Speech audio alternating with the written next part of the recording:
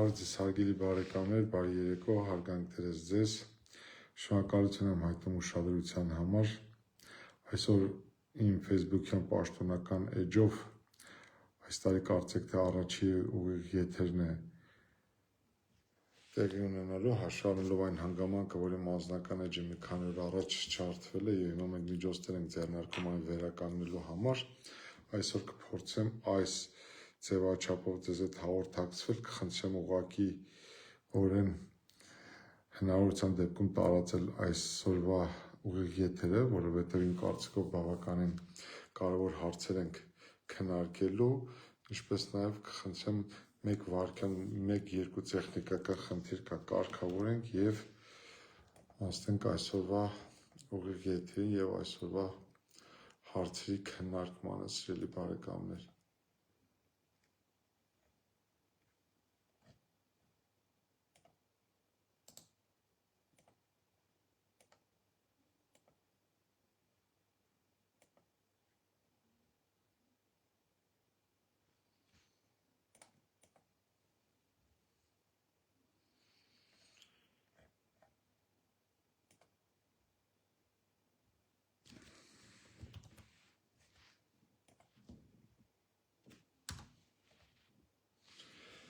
Արդեն կարող ենք սկսել, սիրելի բարեկամներ,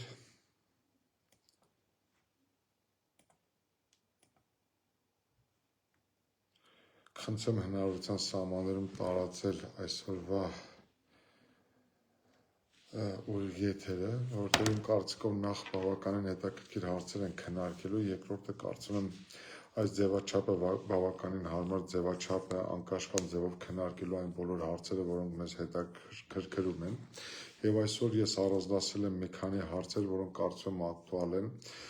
հետաքրքրում են մեր հանրությանը։ Դժբախտաբար ցավոք սրտի 2 օր առաջ, եթե չեմ սխալվում, սույն թվականի դեկտեմբերի 12-ին Հայաստանի Հանրապետության զինված ուժերում արձանագրվել է մահվան ելքով հերթական դեպքը։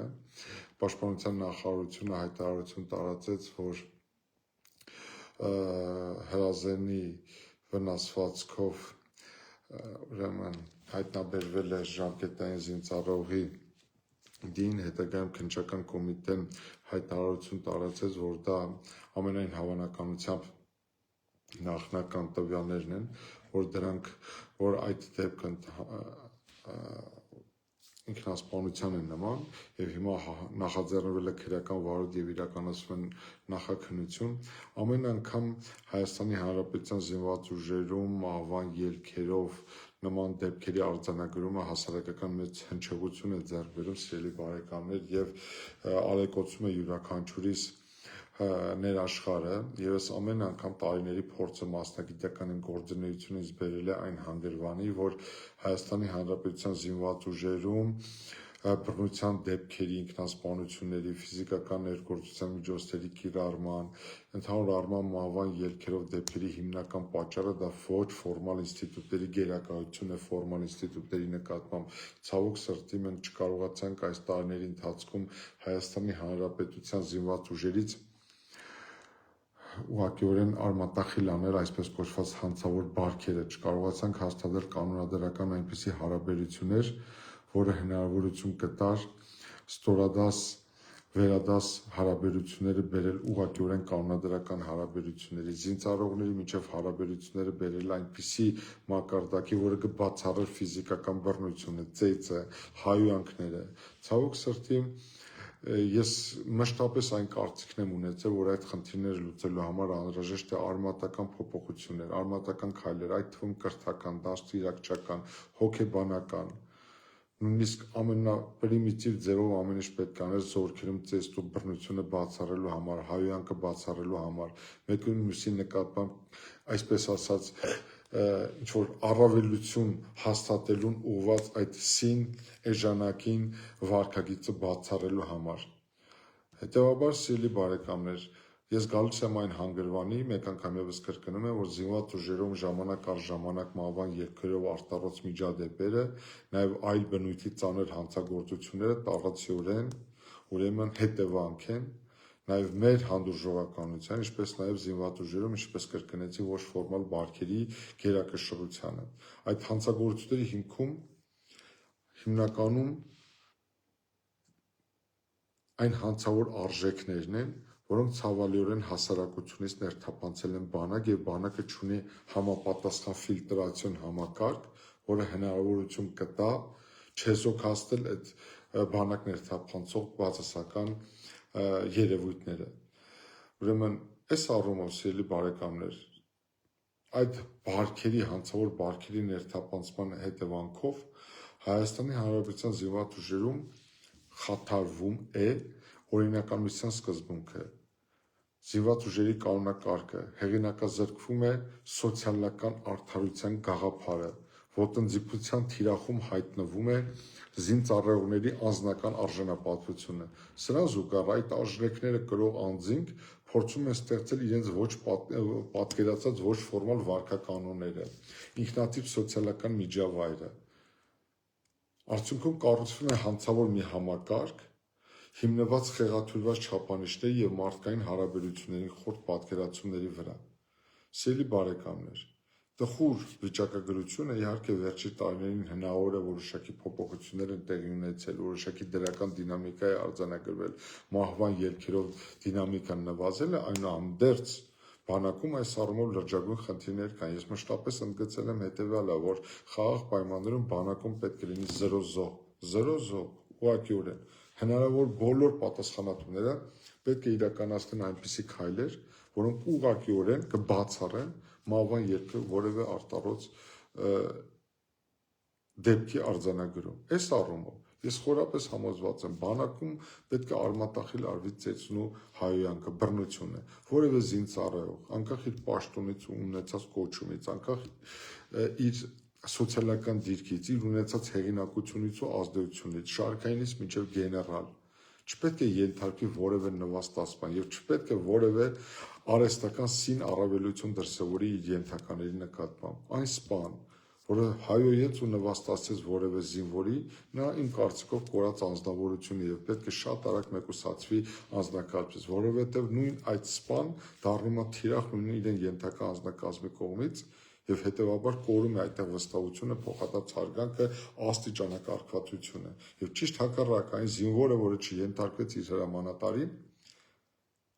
նա նույնպես լրջագույն պետք է վերանայի իր ուրեմն վարքագիծը։ Մենք այս առումով ես կարծում եմ ամենակարևոր խնդիրները մի քանիսն են։ Բանակում պետք է ճիշտ կադրային քաղաքականություն իրականացվի, կրթական, դաստիարակչական, փիլիսոփայական, գաղափարական աշխատանք պետք է իրականացվի։ Հայ զինվորի համար օրինակելի կերպար պետք է մոդելավորվի, հայ սպայի համար օրինակելի մոդել կերպար պետք է մոդելավորվի։ Մեր հայ սպան ու մեր հայ զինվորը պետք է դաստիարակվեն օրինակելի կերպարներով եւ բանակում ընդհանուր մթնոլորտը պետք է փոխվի։ Ես այստեղ շատ լրջագույն ուշադրություն եմ դարձնում եւ կարեւորում եմ ընդհանրապես ռազմաուսումնական գործունեությանը, մեր ռազմաուսումնական հաստատությունների գործունեությանը, թե ինչպիսի արժեքների հիման վրա են գործում մեր ռազմաուսումնական հաստատությունները։ Հետեւաբար, սիրելի բարեկամներ, ամենակարևորագույն խնդիրներից մեկը բանակում անպատժելիության մթնոլորտի վերացումն է, քանի դեռ անձը գիտակցեց, ձևավորեց իր մեջ չափազանցված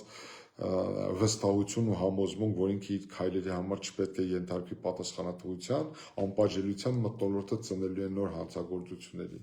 Ես շատ խորը ցավ եմ ապրում բանակում արձանագրված ցանկացած մահվան ելքով դեպքի առումով եւ ես խորապես ցավակցում եմ զոհված զինծառայողի հարազատներին եւ նրա բարեկամներին։ Բանակում խնդրում եմ ուշադրություն դարձրեք, բանակը շատ զգայուն է եւ շատ ծանր է տանում նաեւ խտրականությունը։ Զինծառայողների եւ զինվորների մեջ նկատմամբ դրսևորվող խտրականությունը հոգեբանական ստրես է առաջացնում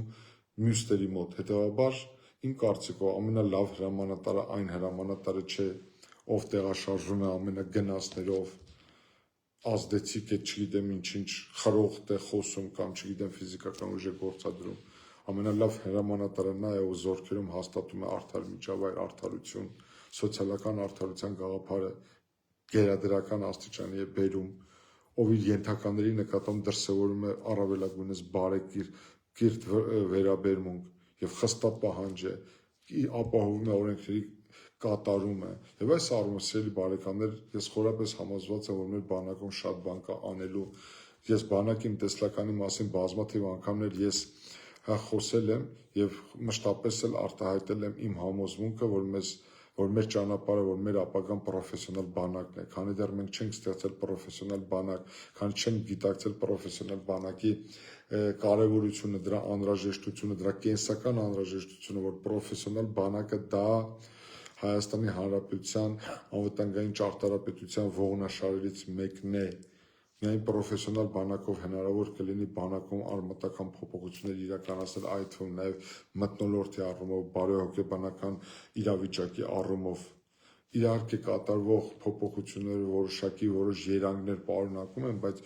այնուամենայնիվ խնդիրը ֆունդամենտալ առումով մնում է չլուծված։ Երիցս անգամ համոզված եմ, հասարակությունն ինքը պետք է պահանջատեր լինի այս առումով, հասարակությունը չպետք է հանդուրժողական վերաբերմունք դրսևորի բանակում տեղի ունեցող որևէ անարդարության նկատմամբ, եւ ես հույս ունեմ, որ մենք նման անարդարությունների նկատմամբ անհանդուրժողական վերաբերմունքի դրսևորմամբ սիրելի բարեկամներ կաջակցենք, կնպաստենք, որպեսզի բանակում իրականացվող փոփոխությունները դեպի դրական առումով զարգանան եւ բանակում իսպառ վերածվի ոչ ֆորմալ ինստիտուտների գործունեությունը եւ անօրինականությունների կատարումը, որոնց հետևանքը նաեւ մարդկային կյանքերն են։ Երիցս անգամ ցավակցում եմ զոհված զինծառայողի ընտանիքներին եւ ես ուղղակիորեն պահանջում եմ իրավասու բոլոր մարդկանցից, անկախ իրենց զբաղեցած պաշտոններից Հայաստանի Հանրապետության զինված ուժերում մենք որևէ շռայլության իրավունք չունենք թույլ տալու, որ խաղաղ պայմաններում որևէ զոհ արձանագրվի։ Սա բոլորիս ամոթն ու խայտառակությունն է եւ սա լրջորեն այս դեպքը շատ լուրջ ահազանգ էր այն մասին, որ վերջին շրջանում նման դեպքեր մենք չէինք լսել, որ այնուամենայնիվ խնդիրները կան, առկա են եւ իրավասու մարմինները պարտավոր են շատ կտրուկ, հստակ, տեսանելի, չափելի քայլերով չեզոքացնել նման սպառնալիքները, սիրելի բարեկամներ։ Այսքանը այս թեմայի մասին եւ աստիճանաբար անցում կատարենք հաջորդ թեմաներին, սիրելի բարեկամներ, կարծեք թե 2025 թվականը մոտենում է ավարտին եւ ըստ էության մենք նախատոնական տրամադրություններ են, բայց կարծեք թե քաղաքական ուժերը, քաղաքական դաշտում խաղացողները աստիճանաբար դիրքավորվում են եւ նախընտրական տրամադրությունները կարծեք թե մոտենում են եւ կարծեք թե որոշ քաղաքական ուժեր այդ թվում նաեւ իշխանությունը իր տարբեր ռեսուրսներով ու միջոցներով այս կամա թե ակամա սկսել է նախընտրական քարոզչությունը, հետեւաբար ես ուշիv հետևում եմ այդ գործընթացներին, սիրելի բարեկամներ, եւ կուզենայի որոշակի անդրադարձ կատարել Հայաստանի Հանրապետության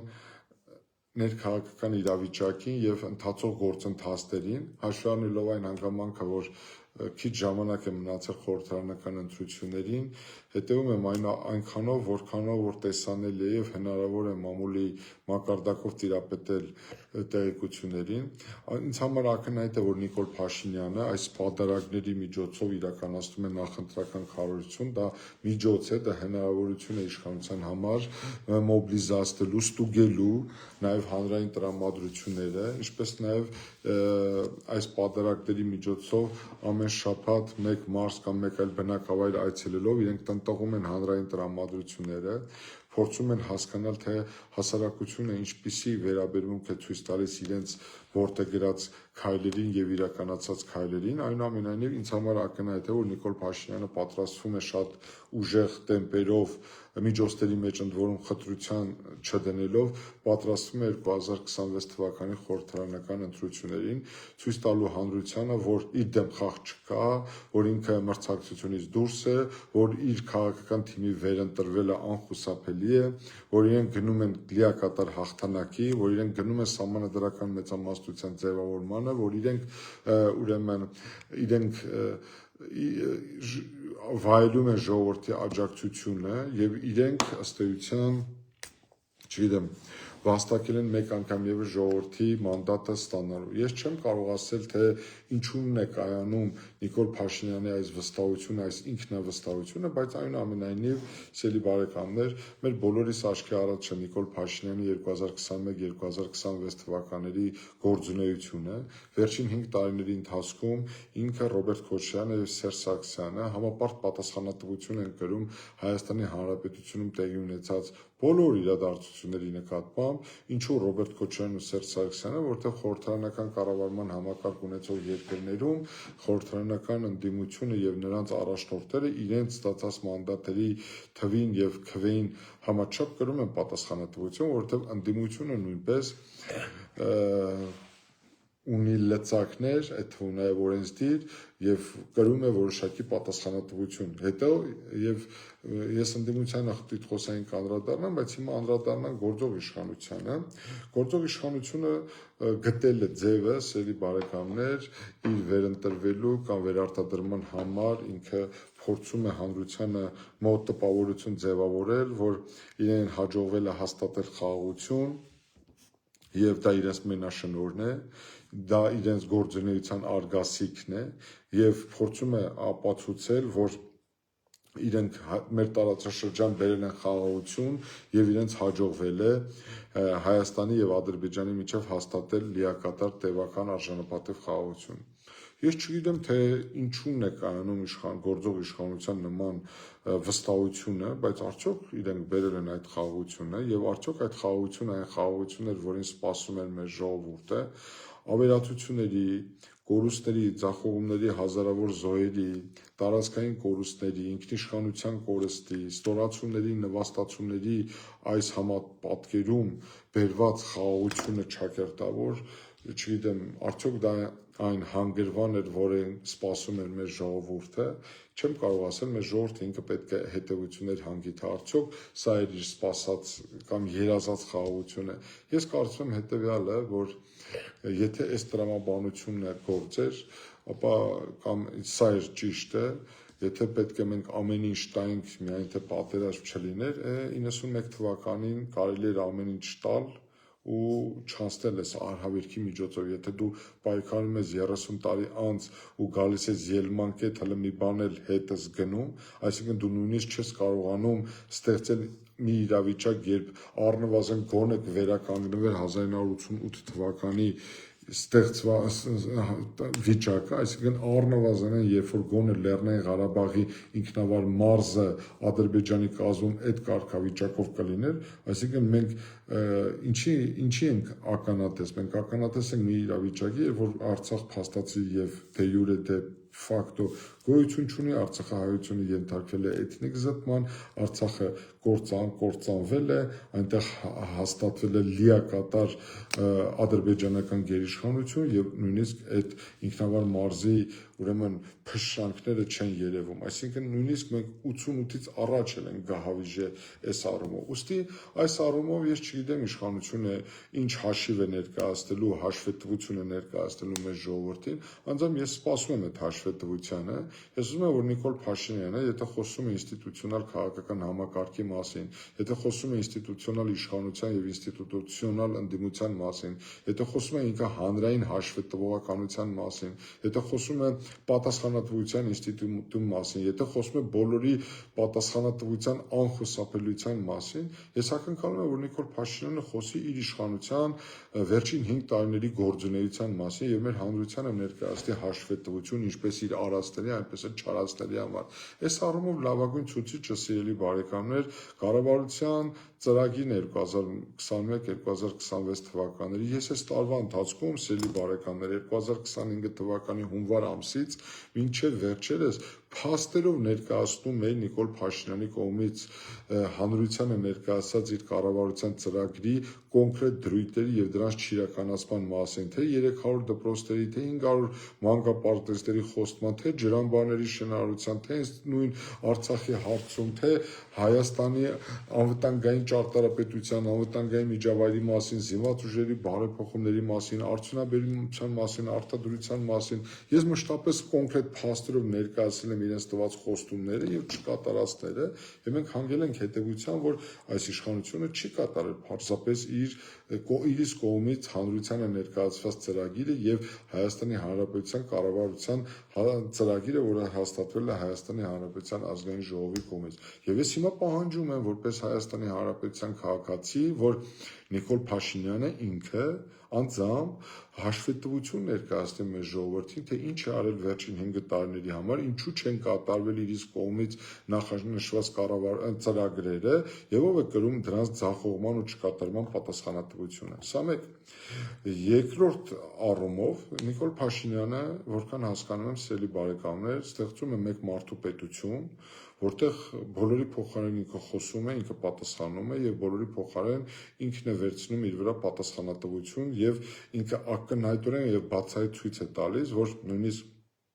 իրավապահ մարմիններում տեղի ունեցող գործընթացները իրականացվում են բացառապես իր հրահանգներով ու իր պատվերներով։ Սա լավ բանի չի բերում, սիրելի բարեկամներ, եւ սա ցույց է տալիս առնվազն ինձ համար եւ իմ նման մտածող մարդկանց համար, որ Հայաստանի Հանրապետությունում փլուզվել է պետական կառավարման համակարգը։ Ինչ է նշանակում իմ ասածը նշանակում է հետեւյալը, որ Հայաստանի Հանրապետության գործող սահմանադրական կարգը, համաձայն որի Հայաստանի Հանրապետությունը խորհրդարանական կառավարման համակարգ է, որտեղ գործադիր իշխանությունը հաշվետու է օրենսդիր իշխանությանը, բայց եթե սա պարզ բացատրենք, Նիկոլ Փաշինյանի կառավարությունը հաշվետու է Ալեն Սեմենոնյանի գլխավորած ազգային ժողովին, այսինքն ազգային ժողովին հաշվետու է, այս համակարգը չի գործում։ Գործադիր իշխանությունը շարունակում է իր կրնկի տակ պահել դատական իշխանությանը, իրեն հաջողվեց ամբողջովին վերահսկողություն հաստատել Բարձրագույն դատական խորհրդի նկատմամբ, իրեն հաջողվեց իր համակիրներով կամ իր նկատմամբ լոյալ վերաբերմունք դրսևորած անձանցով համալրել դատական համակարգը, իրեն հաջողվեց ամբողջովին կախվածության մեջ դնել դատական ացիաները, գլխավոր դատախազությունը, ամբողջությամբ տեղական ինքնակառավարման մարմինները, վերջին 1-2 տարիների ընթացքում տեղական ինքնակառավարման մարմինների առանձին դրվագներով ընդդիմադիր հայացքներ ունեցող համայնքապետերի ընտրվելը եւ դրանց հետագա ոդիսականները ինձ բերում են մի հանգրվանի, որ իրականում այստեղ այս բանաձևն է գործում։ Կարևոր չէ ով կընտրվի, կարևորը նա է, թե ընտրվելուց հետո Նիկոլ Փաշինյանը այդ անձի նկատմամբ ինչ որոշում կկայացնի։ Հստակ այդ մոդելն է գործել, առերևույթ ցույց է տրվում, թե արդար ժողովրդավարական թափածիկ ընտրությունների արդյունքում ով ուզում է ընտրվում է, բայց ընտրվելուց հետո կներեք կես լուրջ կես կատակ վայն եկել է այդ ընտրված համայնքապետի կամ համայնքի ավականու գլխին, այնպեսի ջուր են լցնում սառը կամ երման ջուր են լցնում այդ մարդկանց գլխին, որ ուղղակիորեն փոշիացվում է նրանց հետագա գործունեությունը։ Այս առումով, սիրելի բարեկամներ, ես կարծում եմ, որ մենք հետագայում սահմանադրական փոփոխությունների հարցին անդրադառնալիս մենք պետք է լրջորեն մեր պետության ապագա Հայաստանի Հանրապետության կառավարման մոդելին անդրադառնալիս մենք պետք է հստակ այդ հարցի պատասխանը տանք։ Մենք ուզում ենք, որ Հայաստանը դառնա միահեծան պետություն։ Մենք ուզում ենք, որ Հայաստանը աստիճանաբար վերածվի Ադրբեջանի, Բելարուսիայի, Թուրքմենստանի։ Մենք ուզում ենք, որ մեր երկրը ղեկավարվի մեկ անձի կողմից բոլոր ինստիտուտները վարկաբեկված հեղինակազրկված իրավիճակում։ Ես կարծում եմ, մեզանից յուրաքանչյուրը գիտակից հատվածը առնվազն ընդհանրապես չի պատկերացնում նման մոդելի պետություն առավել եւս կառավարում։ Ուստի գիտակից մարդիկ պետք է իրենց մեջ ուժ գտնեն եւ փորձեն անհանդուրժողական վերաբերմունք դրսևորել այս իրավիճակի վերաբերյալ։ Ընդ որում, ասեմ ձեզ, եթե չհաջողվի իսկապես ստեղծել այնպիսի միջավայր, որը Նիկոլ Փաշինյանին կամ հետագայում որևէ իշխանավորի զսպել եւ ստեղծել մի այնպիսի միջավայր, որ որևէ անձ չկարողանա չգայթակղվի իրեն տրված իշխանությունը բյուրեղացնելու եւ մենաշնորհ դարձնելու, մենք վտանգած կլինենք մեր պետականությունը։ Ես ձեզ հավաստիացնում եմ։ Ես խորապես համոզված եմ, որ Հայաստանը որևէ շանս չունի Ադրբեջան դառնալու, որևէ շանս չունի Թուրքմենստան դառնալու, որևէ շանս չունի Բելարուս դառնալու ուստի այս առումով մեր խնդիրն է առաջիկա խորհրդարանական ընտրությունների ժամանակ բյուրեղացնել մեր հանրային մտավոր միտքը բերել դնել մի ռելսերի վրա, որը կբացառի եւ չի թույլ տա, որպեսզի մեր պետությունը վերածվի մեն իշխանության։ Ուստի այս առումով ես իսկապես տեսնում եմ վտանգներ, սիրելի բարեկամներ, եւ ես ակնկալում եմ, որ մեր հասարակության մասնագիտական հատվածը մասնագիտական առնվազն մտավոր վերնախավը լրջորեն կվերանայի իր պասիվ վարքագիծը եւ իսկապես իր ձայնը կբարձրացնի եւ դրսևորի ակտիվ վարքագիծ, որպեսզի թույլ չտանք, որ Հայաստանը վերածվի մեկ մարդու կառավարման երկրի։ Հետևաբար այս առումով ես բազմիցս վերջերս հաճախակի անդրադառնում եմ եկեղեցու դեմ իրականացվող գործընթացներին, այսօր այդ մասին չեմ խոսի, հայտնի են իմ տեսակետները այդ առումով, իրականում Նիկոլ Փաշինյանը գնալու է մինչև վերջ այս առումով, ես չգիտեմ, այսինքն ընդհանուր մինչև կաթողիկոսի հեռացմանը, բռնի հեռացմանը, մեկուսացմանը, նրա գահանկեցության ընդհանուր մինչև կալանավորմանը, այսինքն այս առումով նահանջի տեղ չի թողել Նիկոլ Փաշինյանը, այսինքն որևէ իր բռնած դիրքը նրան է, որ քանի դեռ ամենայն հայոց կաթողիկոսը չի գազրկվել, ինքը այս process-ը կամ այս ծրագրի ավարտ չի հայտարարելու։ Ուստի կտեսնենք, թե ինչպիսի զարգացումներ են լինելու։ Հիմա վերադառնանք տիտղոսային ընդդիմությանը, խորհրդարանական ընդդիմությանը եւ նրանց առաջնորդներին, ինչպես նաեւ նրանց դրսևորած, այսպես ասած, հավակնություններին։ Ես հավաստիացնում եմ, ես մի քանի անգամ խոսել եմ սիրելի բարեկամներ այս մասին։ Նիկոլ Փաշինյանը այսպես անվերահսկելի իշխանություն չէր ունենա, անպատժելի քաղաքական վարքագիծ չէր դրսևորի, եթե ունենար իրեն ազդեցիկ խորհրդարանական ընդդիմություն։ Ես հավաստիացնում եմ Նիկոլ Փաշինյանի այս անպատժելի, անվերահսկելի իշխանության համար մեղավոր են նաև Ռոբերտ Քոչարյանն ու Սերժ Սարգսյանը որպես խորհրդարանական ընդդիմության առաջնորդներ, որտեղ իրենք այս վերջի 5 տարիների ընթացքում չկարողացան խորհրդարանում իրականացնել այնպիսի գործունեություն, որը կկաշկանդեր, որը կզսպեր Նիկոլ Փաշինյանի իշխանությանը։ Ընդ որում, ինչպես Նիկոլ Փաշինյանը, սիրելի Հայաստանի հարգելի քաղաքացիներ, ինչպես Նիկոլ Փաշինյանը դրժել իր բազմաթիվ խոստումներ չի կատարել, բացեք փաստերով եմ ես խոսում, բացեք կառավարության 2021-2026 թվականի ծրագիրը եւ տեսեք, որ Նիկոլ Փաշինյանը քանի ծրագիր չի իրականացրել։ Այնպես էլ Սերժ Սարգսյանն ու Ռոբերտ Քոչարյանը եւ նրանց ղեկավարած տիտղոսային ընդդիմությունը չի կատարել իրենց տված խոստումները մեր ժողովրդին։ Մասնավորապես Հայաստան Դաշինքը եւ Պատիվ ունեմ դաշինքը իրենք խոստացել էին իրենց գործունեության առանցքում, իրենք խոստացել էին ամեն ինչ անել գահանկեց անելու Նիկոլ Փաշինյանին։ Ցավոք սրտի իրենց չհաջողվեց եւ իրենք չկարողացան կատարել իրենց ժողովրդին տված խոստումը եւ իրենք այդ մանդատները հենց դրա համար էլ ստացել էին։ Ավելին իրենք 2021 թվականից հետո դուրս եկան փողոց խոստանալով, որ կվերադառնան պարլամենտ միայն ու միայն Նիկոլ Փաշինյանի հեռացման համար, բայց իրենք այդպես էլ ռիսկ չարեցին իմպիչմենտի օրակարգը գեներացնել, հասունացնել եւ նման օրակարգով ուրեմն սահմանադրական կարգավորումներին համաձայն համապատասխան ուրեմն գործընթաց մեկնարկել։ Իհարկե ինչ որ արհեստական շինցուկեղծ ինչ որ ցուցակներ էին հրապարակում, ինչ որ հայտարարություններ էին անում, բայց կոնկրետ գործնական առումով, որը շոշափելի կլիներ, որը տեսանելի կլիներ, որը չափելի կլիներ, իրենք այդպես էլ չկատարեցին։ Հետևաբար, այս առումով իրենք իշխանության հետ միասին, սիրելի բարեկամներ, վաստակել են մեր հասարակության կողմից բացասական կարմիր քարտի են արժանացել, բայց չգիտես ինչու, ինչ առոգանությամբ կամ ինչ ոգևորությամբ է իշխանությունը պատրաստվում վերարտադրվելու, նույն ոգևորությամբ, նույն տոնայնությամբ, նույն առոգանությամբ պատրաստվում են վերընտրվելու Ռոբերտ Քոչարյանը, Սերժ Սարգսյանի ղեկավարած քաղաքական ուժեր կամ նրա կողմից թևավորվող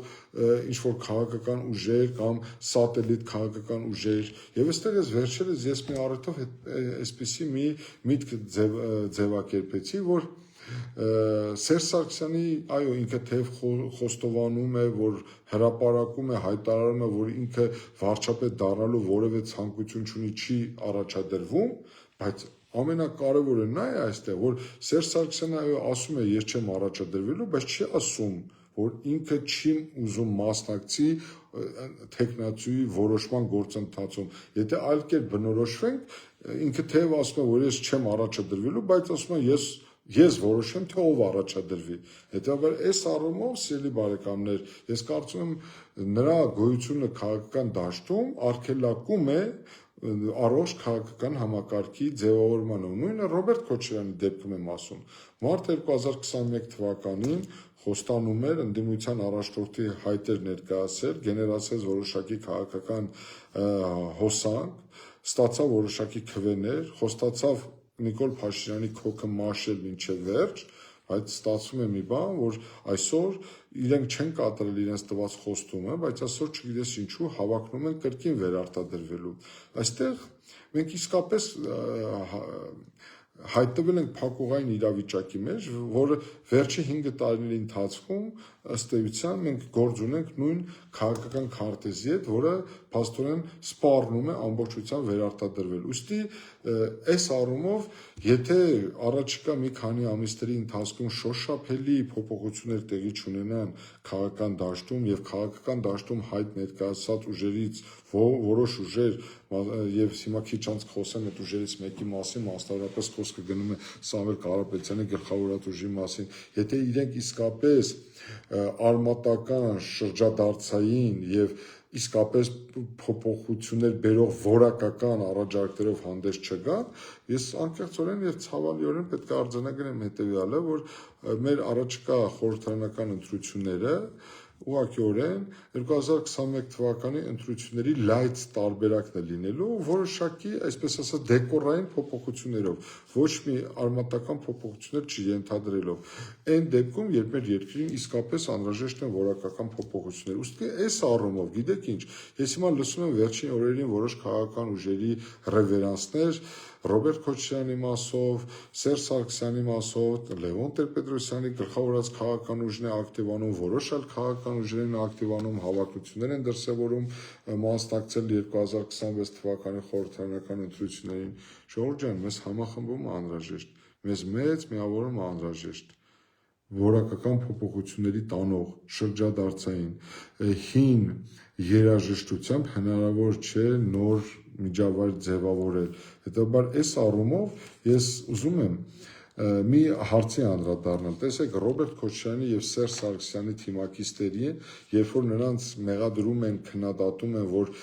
ավելի լավ է իրենք չմասնակցեն, իրենց տեղը զիջեն, չառաջադրվեն, տեսեք ինչ արգումենտ են առաջ բերում, ընդ որում այդ ֆուտբոլային տերմինաբանությամբ են իրենք առաջնորդվում, ինչ են առաջարկում, ասում են, դա նույնն է, ոնց որ բարձրագույն լիգայում հանդես եկող Բարսելոնայի կամ Մադրիդի Ռեալին առաջարկեն հրաժարվեն առաջնությունից մասնակցելու, որպեսզի ինչ-որ ավելի մանր թիմեր խաղան հաջողության հասնեն, չէ, այդպես չի բարեկամներ, հարգելի հարազատներ, հարգելի կարկառուն ընդդիմության առաջնորդներ, հարգելի անպարտելի հաղթած նախագահներ, այդպես չի, եթե ֆուտբոլային տերմինաբանությամբ ենք առաջնորդում եւ ֆուտբոլային տերմիններով են կամ սպորտային տերմիններ են օգտագործում, ես նույն ֆուտբոլային կամ սպորտային տերմինաբանությամբ ուզում եմ դες մի բան ասել, նույն Ռոնալդոյի նման աշխարհահռչակ ֆուտբոլիստը, նույն Մեսսիի նման աշխարհահռչակ ֆուտբոլիստը եկավ մի պահ, երբ իրենք իրենց տեղը զիջեցին ավելի երիտասարդ խաղացողների, հեռացան Մադրիդի Ռեալից, հեռացան Բարսելոնայից, հեռացան ավելի հեղինակավոր թիմերից, իհարկե գնացին շարունակում են իրենց ֆուտբոլային կարիերան, բայց այլ թիմերում, այլ առաջնություններում, որպեսզի իրենց տեղը զիջեն ավելի հեռանկարային քաղաքական թիմերի, ֆուտբոլիստների, որպեսզի այդ ֆուտբոլը որպես թիմային ուրեմն խաղ կարողանա զարգանա, հասկանում եք, իհարկե այս առումով ես համեմատությունները մի քիչ ճիշտ չեն, տեղին չեն, որտեղ դուք ոչ Ռոնալդո եք, ոչ Մեսսի եք, քաղաքական առումով եմ ես ասում, ձեր ցախողված դες տապալված առումով, բայց ձեզ կրկնում եմ ժամանակն է որ դուք գիտակցեք որ եկել է ձեր այսպես ասած քաղաքական բուծիները կախելու, պատին կախելու ժամանակը որպեսզի դուք հասկանաք որ օբյեկտիվորեն եկել է ժամանակը որ դուք պետք է ձեր տեղը զիջեք ավելի հեռանկարային, ավելի երիտասարդների, ավելի թեկուս նոր փորձառություն ձեռք բերող քաղաքական գործիչների կրկնում եմ, երեք չեմ իսօր նայում եմ Հայ ազգային կոնգրեսի համագումարը, ասենք ես հարգանքս Հայաստանի Հանրապետության առաջին նախագահ Լևոն Տեր-Պետրոսյանի նկատմամբ, բայց ասենք 80 տարեկան մարդու նորից ընտրում են կուսակցության նախագահի։ Սա ինչի մասին է վկայում։ Սա վկայում է այն մասին, ժողովուրդ ջան, որ Հայաստանի Հանրապետությունը չի առողջանում, Հայաստանի Հանրապետությունում քաղաքական դաշտը չի առողջանում, 88-ի սերունդից չենք կարողանում ձերբազատվենք, 88-ի սերունդը կատարել է իր պատմական դերակատարությունը ժողովուրդ, լավ էր, վատ էր, ճիշտ էր, սխալ էր, 88-ի սերունդը կատարել է իր պատմական առաքելությունը, ընդ որում ես Նիկոլին էլ եմ համարում 88-ի սերնդի վերջին մոհիկանը, նա Լևոն Տեր-Պետրոսյանի, Սերժ Սարգսյանի, Ռոբերտ Քոչարյանի տրամաբանական շարունակությունն է ու ամփոփումն է, ընդհանուր բյուրեղացումն է, նրանց խտացված տարբերակն է Նիկոլ Փաշինյանը։ Հիմա մեզ նոր սերունդը անհրաժեշտ որ որակապես նորովին նայի Հայաստանի Հանրապետության ապագային։ Հետևաբար այս առումով ես դիմում եմ նորից Ռոբերտ Քոչարյանին, Սերժ Սարգսյանին, նույն Լևոն Տեր-Պետրոսյանի ղեկավարած քաղաքական թիմին, ժողովուրդ ջան, ձեր համարենք, որ դուք ֆուտբոլային տերմինաբանությամբ ասած քաղաքական Ռոնալդո եք, Մեսսի եք, չգիտեմ, ամենալավագույն ֆուտբոլիստների անունները տանք, որ դուք, չգիտեմ, Յուրի Վարդանյան եք, դուք, չգիտեմ, աշխարհահռչակ շախմատիստներ եք, հաղթողներ եք, բայց ժողովուրդ ջան, եկել է ձեր քաղաքական բուծիները պատին կախելու ժամանակը, որ դուք պետք է օբյեկտիվորեն եւ արդարացիորեն ձեր տեղը զիջեք որակապես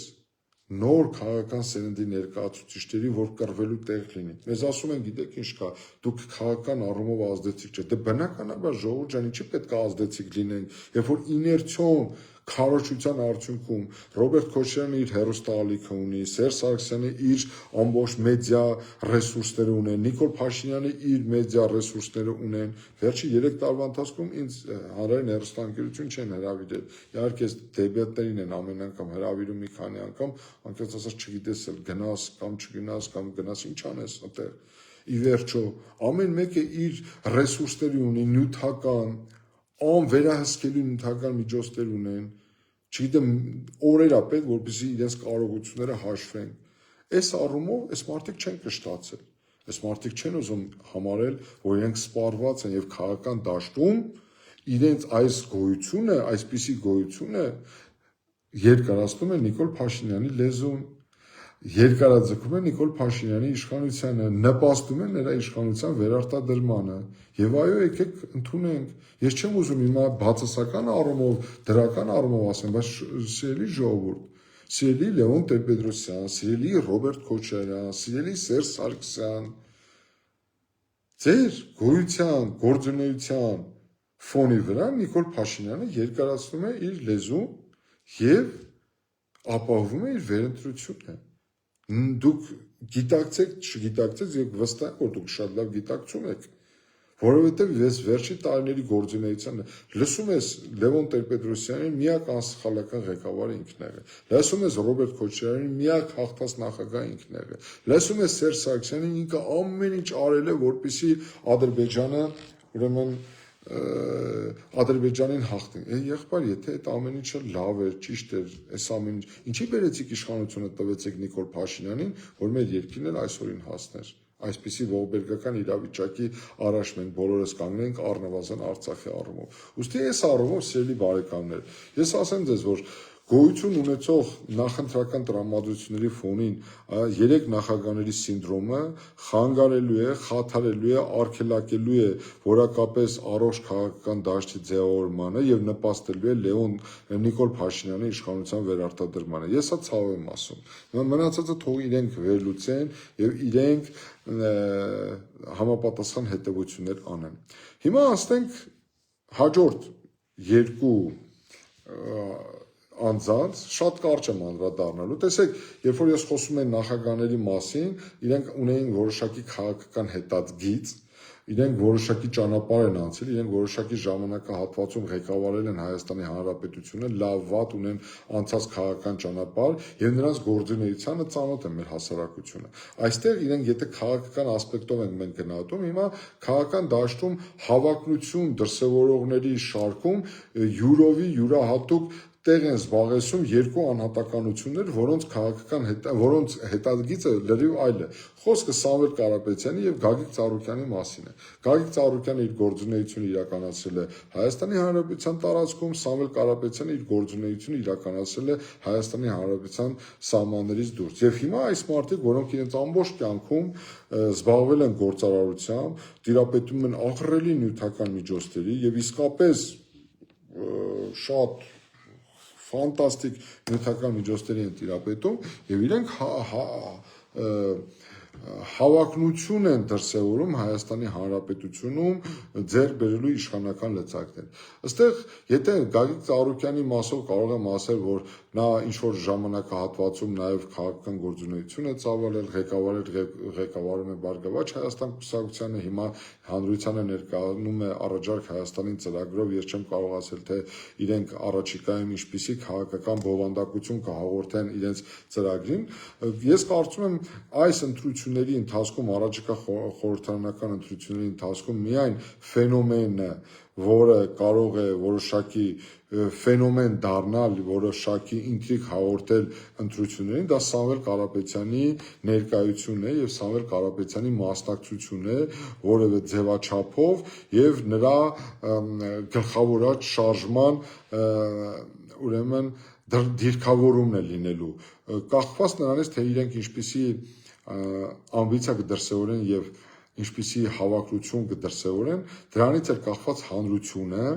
համարժեք արձագանք կտա։ Ակնհայտ է, որ հանրությունը ուզում է փոփոխությունների, ակնհայտ է, որ հասարակությունը պատրաստ է իրական, բովանդակային, քաղաքական այլընտրանքի դեպքում, հստակ մեսիջի դեպքում հանրությունը պատրաստ է միավորման կոնկրետ անհատի շուրջ։ Ես ինչու եմ ընդգծում անհատի, սիրելի բարեկամներ, որովհետև իմ բոլոր վերջի 30 տարիների գործունեությունը, վերլուծությունը բերել է նրան, որ ցավոք սրտի մեր ժողովուրդը գաղափարի շուրջ չի համախմբվում։ Իհարկե Արցախյան շարժումը, անկախության շարժումը, անկախության հաստատումը, դրանք կարևոր գաղափարներ են եղել, որոնց հետևից գնացել է, խոսքը քաղաքական իշխանության համար պայքարի մասով եմ ես ասում, 91 թվականին Լևոն Տեր-Պետրոսյանն էր այդ անձը, 96 թվականին Վազգեն Մանուկյանը, 98-2003 թվականներին Դեմիրճյաններն էին, 2008-ին նորից Լևոն Տեր-Պետրոսյանն էր, 2013 թվականին Ռաֆի Հովհաննիսյանն էր, իսկ 2018 թվականին հասարակությունը համախմբվեց Նիկոլ Փաշինյանի անձի շուրջ։ Այսինքն մեր քաղաքական պայքարի պատմությունը, սիրելի բարեկամներ, մեզ բերել է մի հանգրվանի, երբ որ մեզ համար ակնհայտ է, որ իշխանության համար պայքարում մեր ժողովուրդը համախմբվում է անհատի շուրջը։ Հետևաբար անհրաժեշտ է հետևյալը։ Ես այս տարի գարնանը ուրեմն մի վերլուծություն հրապարակեցի, ասեցի հետևյալը, եթե մենք իսկապես ուզում ենք փոփոխություններ, պետք է գտնել Նիկոլին հաղթող տեխնացու, համախմբվել նրա շուրջը եւ հասնել նրան, որպեսզի Հայաստանում տեղի ունենան որակական փոփոխություններ։ Եվ ընդ որում այդ հրապարակման մեջ ես ընդգծել եմ, արդյոք Ռոբերտ Քոչարյանը այն ազգն է, թողենք իմ վերապահումները կամ իմ վերաբերմունքը նրա նկատմամբ, բայց ես եկել եմ այն համոզման, որ Ռոբերտ Քոչարյանը փորձ է արել մի անգամ եւ իրեն չի հաջողվել։ Հիմա մեզ պետք է գտնել այն ուրեմն տեխնացուին, որը ունի համապատասխան ներուժ, կարողություններ, պոտենցիալ հաղթելու գործող քաղաքական իշխանությանը։ Հիմա նման հավակնություն է դրսևորել Սամվել Կարապետյանը։ Եվ ես հենց տարածորեն հենց այսօր Սամվել Կարապետյանը ԱԱԾ մեկուսարանից հրապարակել է մի վերլուծություն, որտեղ խոսում է նաև Արդար Հայաստանի մասին։ Ոչ թե կուսակցության, այլ գաղափարի մասին։ Արդար Հայաստան գաղափարի մասին։ Ինքը Հայաստանը տեսնում է որպես արդար, բարգավաճ, բարեկեցիկ, հարուստ Հայաստան է տեսնում։ այն գաղափարի մասին, որոնց մասին մենք վերջի 4-5 տարիների մասին խոսում ենք։ Այո, ես վերահաստատում եմ, որ քանի դեռ սիրելի բարեկամներ, անկախ նրանից թե ով կլինի իշխանություն, անկախ նրանից թե որ քաղաքական ուժը կհաղթի գալիք ընտրություններում, քանի դեռ մենք չենք ստեղծել արդար հասարակություն եւ քանի դեռ բովանդակային առումով չենք ստեղծել արդար Հայաստան, իսկ արդար հասարակություն ու արդար Հայաստանը այն չէ, որ բոլորը պետք է հավասար լինեն։ Ես կարծում եմ, որ արդար պետք է լինի, որ հարուստի նկատմամբ էլ արդարացի մոտեցում պետք է ձևավորվի, աղքատի նկատմամբ էլ եւ պետք է ամեն ինչ արվի, որ Հայաստանի Հանրապետությունում աղքատությունը վերացվի, որ Հայաստանի Հանրապետությունում ապրող մարդ իրեն արժանապատիվ զգա, որ նրա կենսամակարդակը բավարար լինի, որ ինքը երբեք չտրտնջա, ունենա իր համապատասխան աշխատանքը եւ չմտածի Հայաստանը լքելու մասին։ Ոստի այս առումով Սամվել Կարապետյանի ֆենոմենը իսկապես հետաքրքիր է։ Մարդը, որ 30 տարի արարել ստեղծել է Հայաստանի Հանրապետության սահմաններից դուրս, ընդ որում աշխարհում մեծահարուստ հայերից մեկն է, ունի լրջագույն կապիտալ, այդ կապիտալը, օրինակ ես կարծում եմ հետեւյալը, եթե մեր կուսակցությունը, մեր քաղաքական թիմը եւ մեր նման մտածող մարդիկ կան իշխանության, ես խորապես համոզված եմ, որ Սամվել Կարապետյանի նման մարդկանց աշխարհում որտեղ էլ լինեն, ինձ բացարձակապես կներեք չի հետաքրքրում Սամվել Կարապետյանը Ռուսաստանում է ապրում, Ռուսաստանին է համակրում, Նուբար Աֆեյանը Եվրոպայում է ապրում կամ Ամերիկայի Միացյալ Նահանգներում է ապրում, աշխարհում մենք բազմաթիվ հայեր ունենք, ովքեր ապրում են Ֆրանսիայում, Ամերիկայում, Ռուսաստանում, իմ համար առանցքայինը Հայաստանի Հանրապետությունն է եւ կներեք ինձ բացարձակապես չի հետաքրքրում այս քաղաքական կեղտոտ մուտիլովկաները հազարական ներողություն եմ խնդրում սա ռուսամետը, սա արևմտամետը, սա Ռուսաստանի ագենտը, նա արևմուտքի ագենտը, ինձ համար Հայաստանի Հանրապետության քաղաքացու դիրքերից շատ կարեւոր է հետեւյալը մեզ հաջողվում է հայ ժողովրդի ներուժը կենտրոնացնել Հայաստանի Հանրապետությունում թե ոչ մեզ հաջողվում է կարողունակ հայերի ուրեմն հնարավորությունները ծառայեցնել Հայաստանի Հանրապետության զարգացմանը։ Հետաբար այս առումով ես գտնում եմ, որ այո, տեսնում եմ հնարավորություն, որ Սամվել Կարապետյանի, նրա նման մարդկանց, թող Գագիկ Ծառուկյանի, աշխարհում սփռված բոլոր կարողունակ ձեռնարկատերերի, հարուստ ունևոր հայերի հնարավորությունները, նրանց միջոցները պետքա ծառայեցվի հենց բարեկեցիկ ուժեղ հարուստ ու արդար Հայաստանի կայացման ու ձևավորմանը։ Ես հավատում եմ սիրելի բարեկամներ այդ գաղափարին։ Ես մի րոպե անգամ չեմ կասկածում, որ եթե մենք իսկապես ուզում ենք Հայաստանի Հանրապետությունը տեսնել բարեկեցիկ ուժեղ հզոր հարուստ ու արդար Հայաստան, որի մասին հենց այսօր ԱԱՑ մեկուսյանից խոսում էր Սամվել Կարապետյանը, դրա համար անհրաժեշտ է, որ մենք ճիշտ գնահատենք յուրաքանչյուրի հնարավորությունները, ճիշտ գնահատենք յուրաքանչյուրի ներուժը եւ ճիշտ հաշվարկենք յուրաքանչյուրի քաղաքական հավակնություններն ու ճաշակները։ Հետեւաբար այս առումով ես գտնում եմ հետեւյալը. Սամվել Կարապետյանը շատ կարևոր խնդրի ջրբաժանի առաջ է կանգնած։ Ինքը պետք է որոշումներ կայացնի։ Աշխարհում ես այսպես գիտեմ, նորից ֆուտբոլային տերմինաբանությամբ առաջնորդվեմ, հաղթող թիմի մարզիչը, եթե ցանկանում է, որ իր թիմը հաղթանակ տանի առաջնությունում եւ կարողանա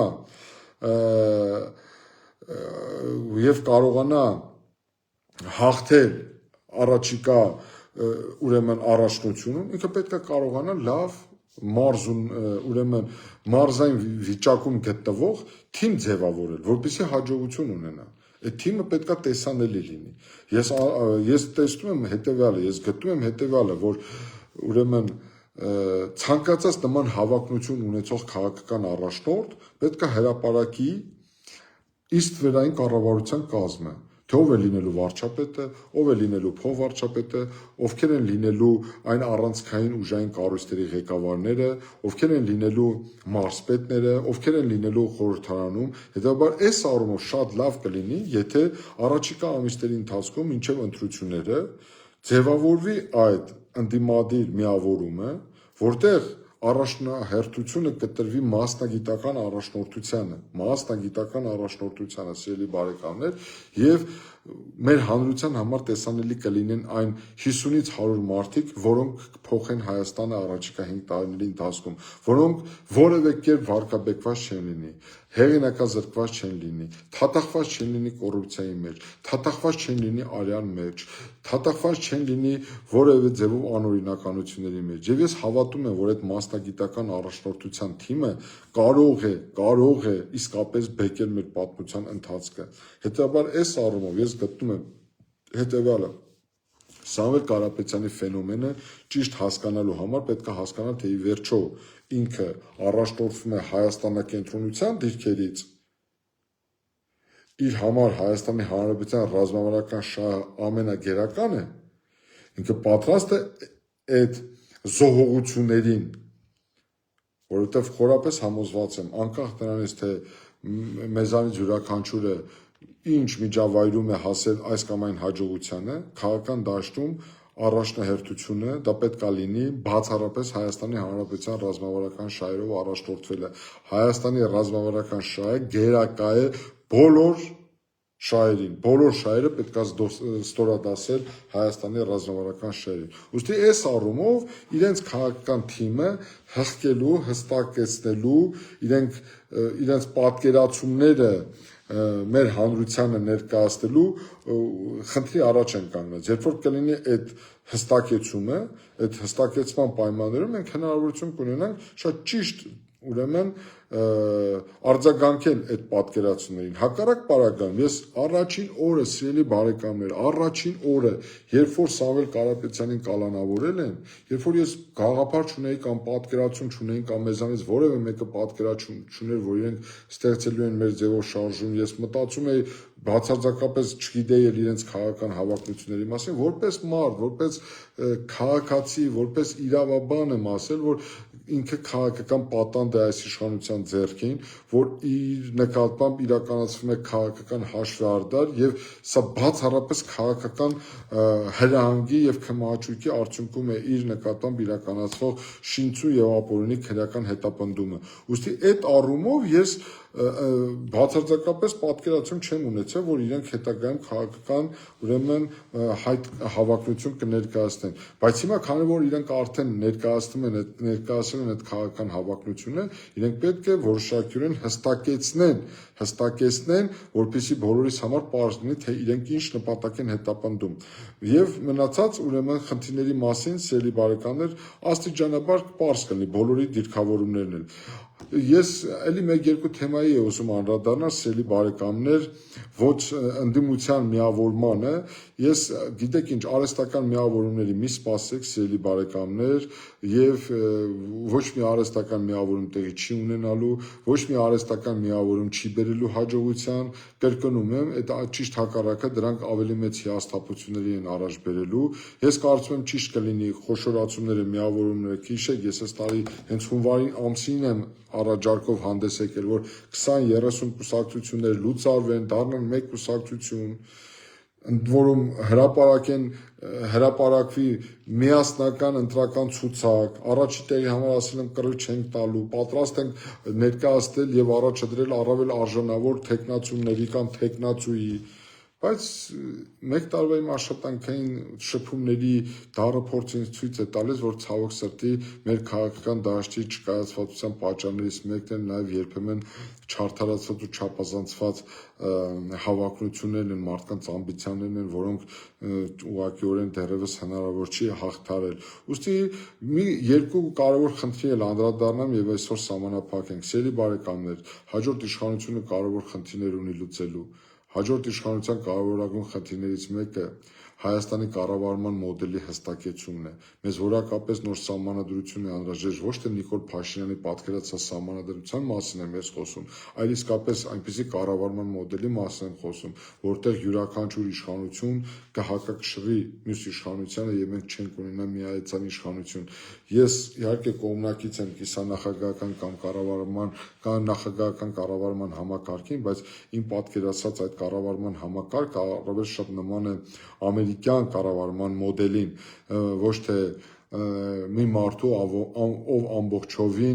ամբողջովին միահայցան ամբողջ իշխանությունը կենտրոնացրել է իր շուրջը։ Հետևաբար մենք ձեր հետ միասին առաջիկա տարիներին շատ կարևոր գործ ունենք անելու մեր կառավարման մոդելի հստակեցման առումով, սահմանադրական փոփոխությունների, նոր սահմանադրության ընդունման առումով, նոր ազգային անվտանգության ռազմավարության հայեցակարգի ընդունման առումով, նոր ռազմական դոկտրինի ընդունման առումով։ Ես այսօր որոշել եմ խոսել նաև Ադրբեջանի հետ ունեցած հարաբերությունների մասին, Թուրքիայի հետ հարաբերությունների հեռանկարի մասին, Ռուսաստանի հետ հարաբերությունների հստակեցման մասին եւ օգոստոսի 8-ին Վաշինգտոնում կնքված TRIP այդ համաձայնագրի մասին, բայց քանի որ ժամանակը շատ է, ես չեմ ուզում ձեր համբերությունը չարաշահել, այս թեմաների մասին կխոսեմ առաջիկա 1-2 օրերի ընթացքում, սիրելի բարեկամներ, շնորհակալություն եմ հայտնում այսօրվա համար, ես իմ այսօրվա ասելիքը եթե հստակեցնենք հետեւյալի մեջ է, այն քաղաքական անհատները, որոնք սպառել են իրենց, խոսքը իմ կողմից այսօր քիչ առաջ մատնանշված անձանց մասին են, ովքեր չեն արդարացրել հասարակության հույսերը, ովքեր սպառել են իրենց, ովքեր իրենց տված խոստումները չեն կատարել, շատ լավ կլինի, որ չառաջադրվեն եւ նոր հավակնություններ չդրսեւորեն, մաքրեն դաշտը, թույլ տան որակապես նոր քաղաքական գործունեություն իրականացնող անհատերին, անձանց, քաղաքական ուժերին կայանալ եւ իսկապես ազդեցիկ դառնալ, մեծացնել իրենց քաղաքական ազդեցությունը եւ իրական այլընտրանք դառնան գործող իշխանությանը։ Եվ հաջորդը Սամվել Կարապետյանից մենք հասարակության մի որոշակի սեգմենտ ակնկալում է հստակեցում, որպեսզի նաեւ իրենց քաղաքական դիրքավորումներն ու դիրքորոշումները հստակեցնեն։ Այս առումով, սիրելի բարեկամներ, ես մի բան կարող եմ ասել, հունվարից հետո սկսվելու իսկապես քաղաքական պայքարի առավել ինտենսիվ փուլ, մենք ենք պատրաստվում համագումարի ընթացքում մենք հստակ գնահատական կտանք, կպատասխանենք նաև այն հարցին, թե ինչպես ենք պատկերացնում մեր մասնակցությունը առաջիկա խորհրդարանական ընտրություններին, ինչ ձևաչափով ենք մասնակցելու կամ մասնակցություն ունենալու ենք, թե ոչ, կամ ունենալու դեպքում ինչպիսի